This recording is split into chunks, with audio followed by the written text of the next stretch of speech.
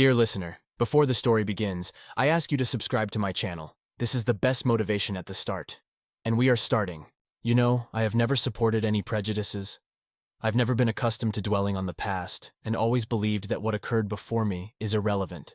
Individuals evolve, commit errors, sometimes unconsciously. The events preceding my involvement don't concern me in the slightest.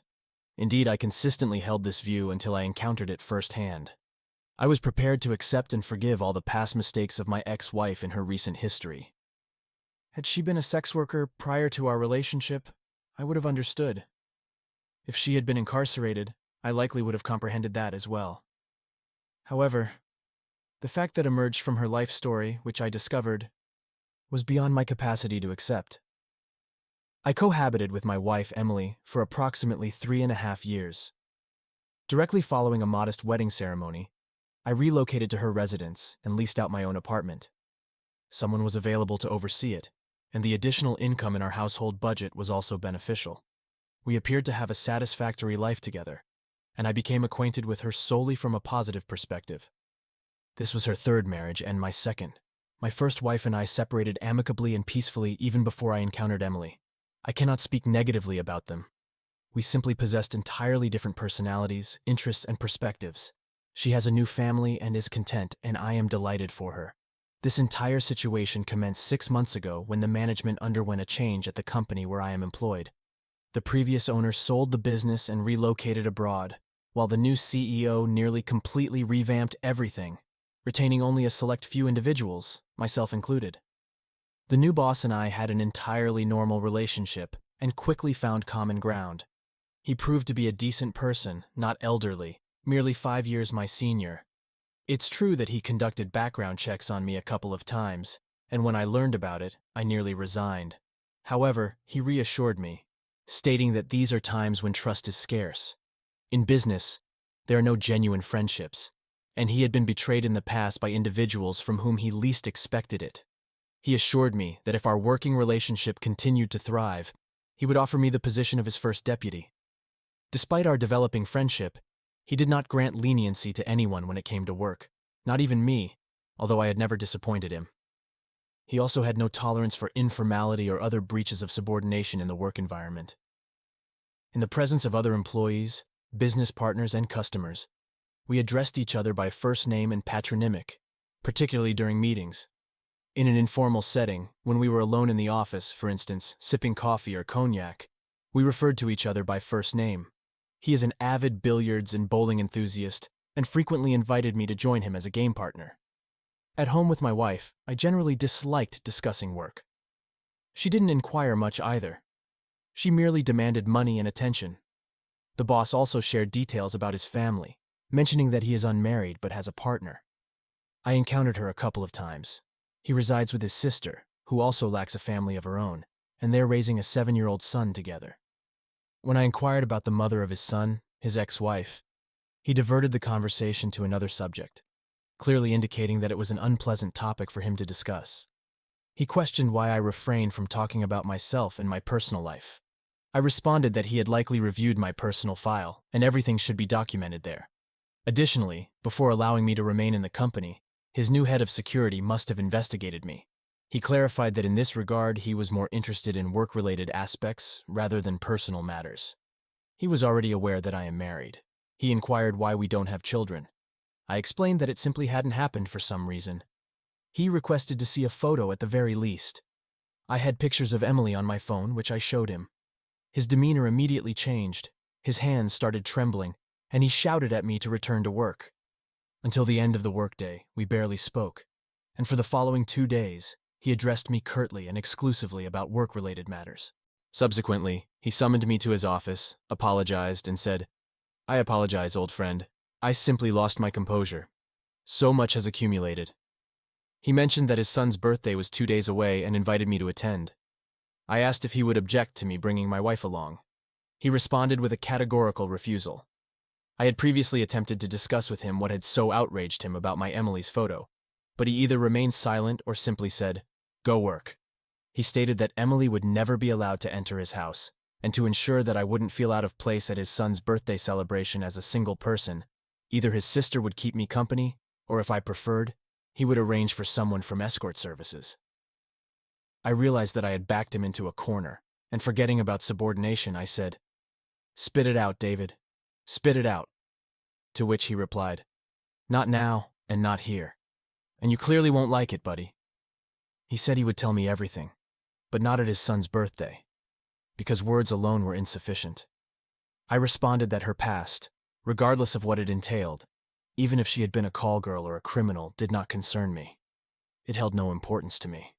However, the boss shook his head and said it was far worse than I could imagine.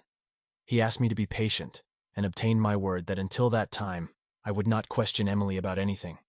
Throughout those days, I lived as if on edge. I wanted to interrogate Emily about what she had concealed from me, but I remembered the promise, the word I had given to David, and acted as if nothing had transpired. On David's son's birthday, his sister arrived to pick me up from work. The boss had left early to prepare everything. We stopped by the supermarket, and I purchased a gift. Tiffany, that's her name, was friendly towards me, and we experienced a sense of mutual sympathy. His house was impressive, and the celebration was equally magnificent. Tiffany sat beside me at the table and took care of me, serving me one dish after another. I kept trying to pull him aside for a conversation. He said the time would come when I would learn everything. Following a joyous feast, he led me to his office. Tiffany was also present during the discussion. He unlocked the safe and retrieved a folder containing some documents. And here is the truth that was revealed to me. The fact is that Emily is David's ex-wife. Yes, as you may have already surmised, the boy is their shared son. And indeed, he believes that his mother has passed away. Well, a deceased mother is preferable to a vile one. As evidence, he presented me with the divorce certificate and a family photograph depicting the three of them with their 1-year-old son. At that time, he owned his own store, but the supplier deceived him, collecting all the money. Banks refused to provide a loan due to a banking crisis. He had no choice but to borrow from shady lenders, who, as you may know, are criminals. But there was no alternative then. They offered a loan at 1% and subsequently increased it several times over. When he refused to overpay, they ambushed him in the parking lot and brutally beat him. However, they went too far, and David was bedridden for 6 months, followed by another year in a wheelchair. And what about Emily? While he was resolving all these issues, she found herself a lover and enjoyed herself with him instead of offering David even the slightest support. And then, when this misfortune befell David, she completely abandoned him for her lover, who had no desire for someone else's child. He told her that he would not accept her with the child and that they would have their own children. She filed for divorce, stating that she was leaving the child with David. She had no need for a loser husband. He demanded a waiver from her for the child, threatening alimony. So she wrote a copy of the waiver. The boss also showed it to me. After David ended their relationship and they began harassing his sister, threatening to take the child away, he had to sell absolutely everything. The store, his parents' dacha, the apartment, the car.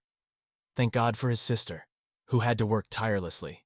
In short, they managed to pay off the debt, and David underwent a complex operation, all while caring for a child. They had to start from scratch. Throughout this entire period, Emily never once inquired about their well-being, the life of her son, and didn't even provide a single update about herself. Eventually, they got back on their feet, both literally and figuratively, largely thanks to Tiffany, who was there every step of the way, which is why she never had the opportunity to arrange her own personal life. That evening, I got drunk as a skunk, depleting some of the boss's alcohol supplies. I couldn't even fathom in my worst nightmare that such a thing was even conceivable. All these years, I had been living with a monster. To abandon a disabled husband in a time of hardship, to forsake your own child. I simply couldn't wrap my head around it. In the morning, I informed David that I would go home to gather my belongings because, after everything I had learned, I wouldn't be able to even be in her presence. My apartment currently has tenants, so until they vacate, I will reside in a hotel. David said, "Why a hotel? You can stay with them for the time being. The house is spacious. There is ample room for everyone." Tiffany gladly supported this idea, and I agreed, but on one condition, that David would accompany me. He began to decline, but I insisted, look into her eyes, and simultaneously assist me in collecting my belongings. After contemplation, he agreed. Tiffany refused to go, fearing that she would be unable to restrain herself and would cause trouble. We arrived, and I entered the apartment first. Emily immediately launched into accusations, such as, "Where were you? Why didn't you answer the phone?" That she had been sleepless all night because of me, and so on. Then David entered. "Well, hello, dear wife." I asked her how she had managed to sleep peacefully at night all these years. I went into the room, hastily throwing only a laptop, my documents, and some clothes into a bag. She started yelling that David was seeking revenge on her for leaving him, and that they were using me as a tool for vengeance. She claimed that she was compelled to leave the child because he forced her to write a refusal. She shouted that she had made a mistake but had changed. She said that she had long yearned for her son, that she loved me, but that she was ashamed. I couldn't endure this circus chapiteau any longer. As a parting shot, David said to her, "Try to get even a kilometer closer to my son and I will crush you. He considers you dead. Don't force me to make it a reality." David asked me if I had taken everything.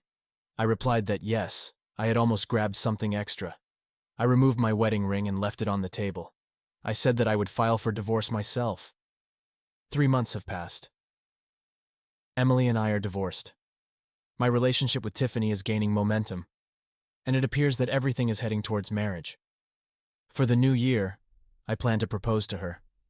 Of course, I am grateful to the boss for opening my eyes to Emily's true nature. Sometimes you live with a person without truly knowing who they are. You want to see in them precisely what you desire to see. And occasionally, I ask myself, did I make the right decision? After all, Emily didn't cheat on me personally, and she didn't do anything bad to me directly. But to abandon your own child? No, I couldn't accept that.